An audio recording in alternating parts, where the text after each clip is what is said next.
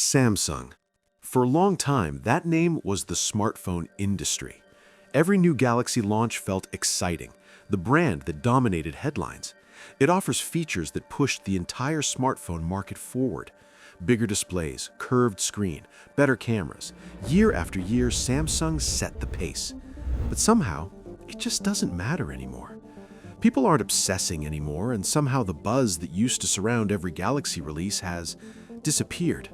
And yet, Samsung is still selling millions of phones every single year, but nobody seems to care.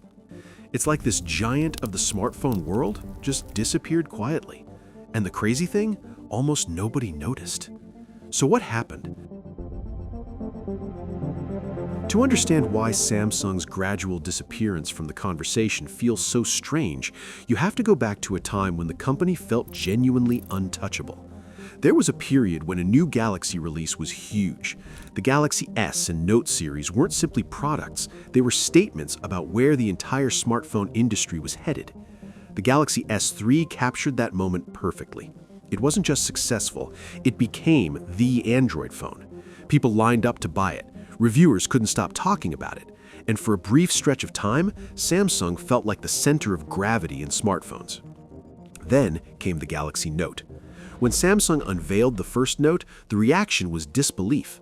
A phone that big seemed unnecessary. But Samsung committed fully, and in doing so, it forced a shift that reshaped the entire industry. The big phone era didn't emerge naturally. Samsung pushed it into existence, and everyone else followed. That era of dominance wasn't built on one feature. Samsung was stacking bold decisions year after year. Massive AMOLED displays before they were mainstream, stylus technology when touch-only phones were the rule, aggressive camera hardware, curved displays, and the market rewarded them for it. If you look at the numbers, Samsung's cultural peak lines up almost perfectly with its sales peak.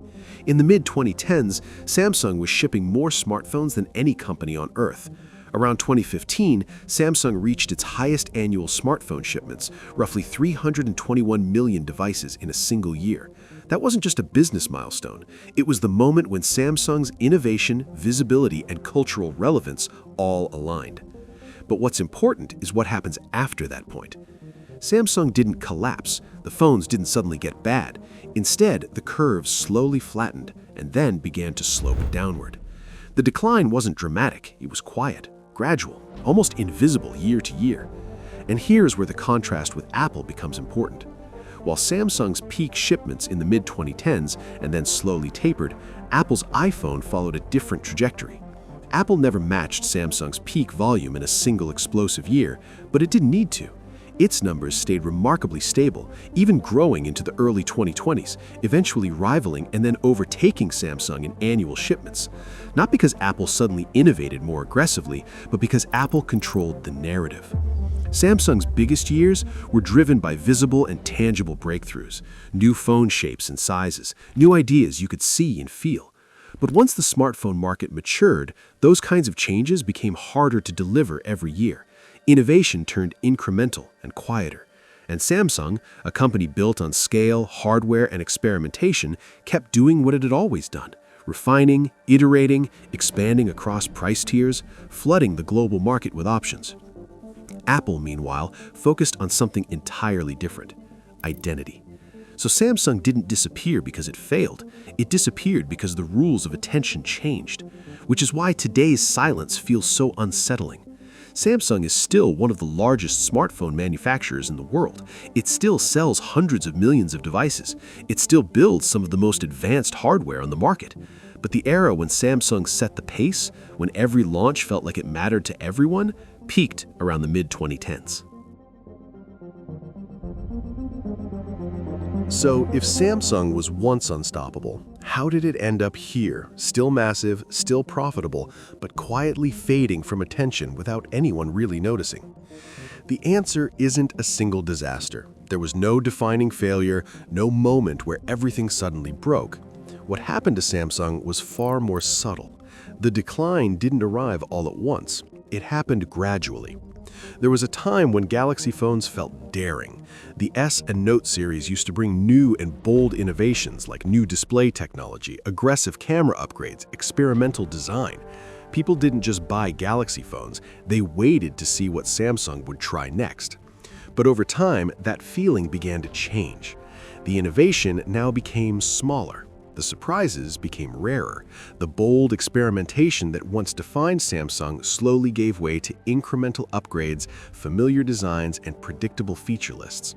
The phones were still good, sometimes even great, but they no longer felt urgent. Nothing about them felt like it could truly shock the market anymore. And because there was no dramatic failure, the shift went largely unnoticed. This is the silent part of Samsung's decline. And here's the irony. Samsung never stopped innovating. In fact, on paper, Samsung might be more advanced than ever. Foldable displays, powerful zoom cameras, ultra-high refresh rate screens, the kind of hardware specs that dominate headlines and impress tech reviewers.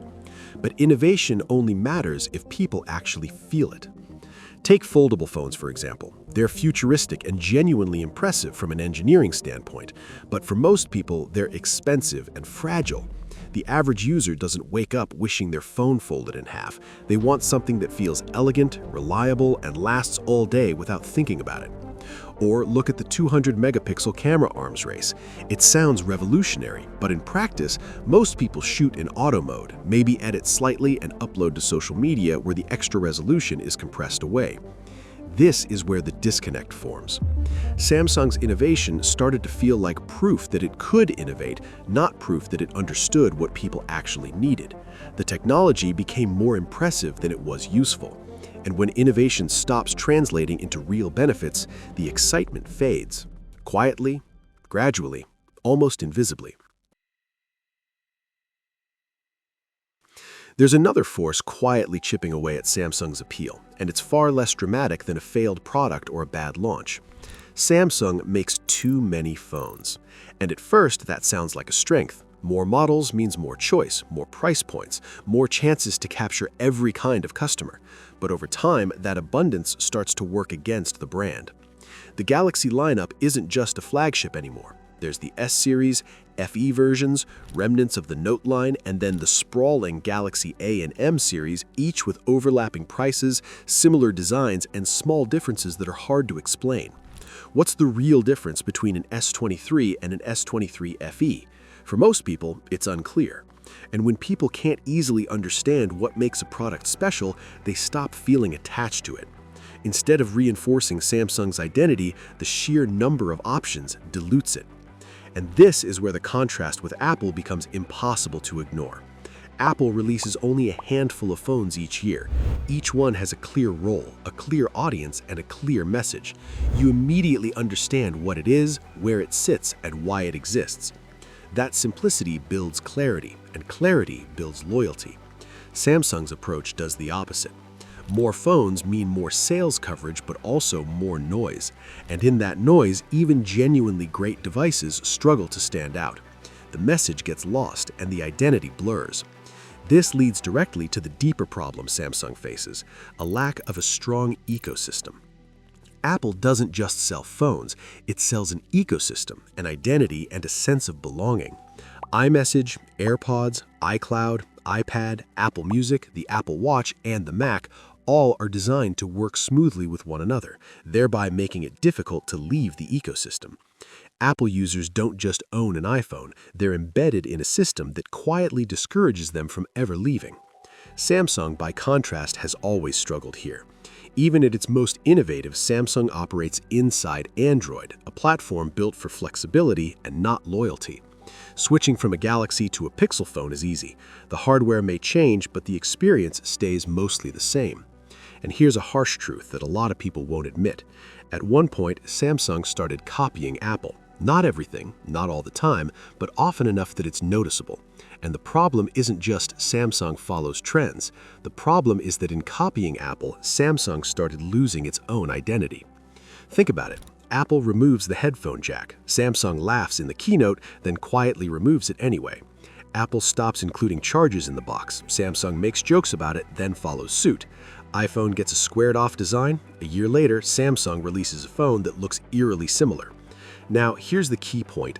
Copying features isn't the real issue. Features can be copied and improved. That's how tech evolves.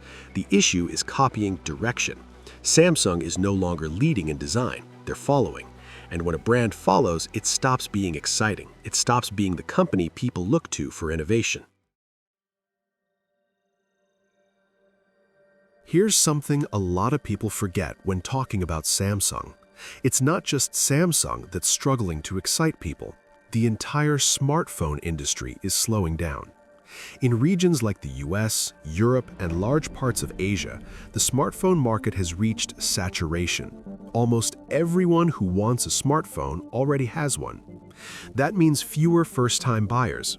A decade ago, every smartphone release felt like a leap forward. Screens were getting bigger every year, camera improvements were obvious, performance jumps were instantly noticeable even to casual users.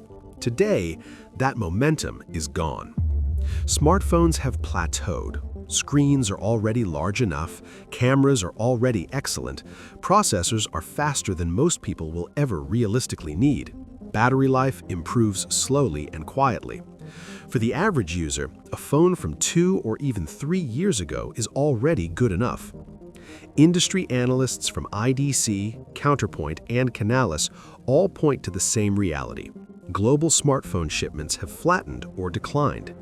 Consumers are holding on to their smartphones for longer periods because upgrades are offering limited differentiation, says a Counterpoint analysis, a global technology market research firm.